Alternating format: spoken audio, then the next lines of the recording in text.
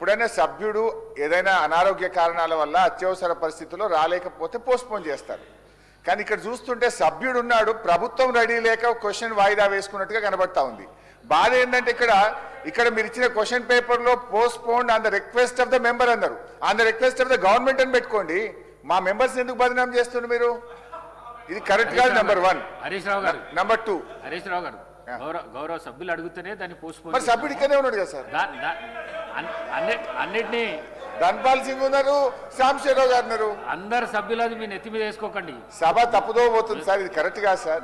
Sir one small sir supplementary I'm coming to the Ganesh గారు అడిగిన దాంట్లో మాకు అవకాశం ఇచ్చారు, ధన్యవాదాలు.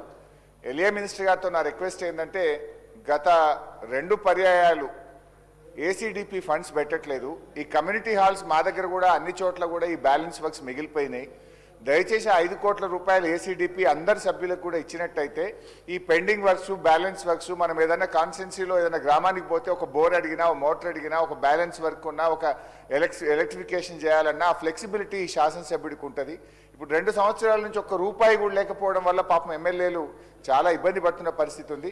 దయచేసి మీ ద్వారా ఎల్ఏ మినిస్టర్ గారిని, ఫైనాన్స్ మినిస్టర్ గారిని కోరుతా ఉన్నా, ఈసారి బడ్జెట్లో ఏసీడీపీ నిధులు 5 కోట్ల రూపాయలు అందరు సభ్యులకు, ప్రతిపక్షం స్వపక్షం విపక్షం అనుకోకుండా, గతంలో పెద్దలు జానారెడ్డి గారు కోరితే కేసీఆర్ గారు ప్రతిపక్ష శాసనసభ్యులకు కూడా 5 కోట్ల రూపాయలు ఏసీడీపీ ఇవ్వడం జరిగింది.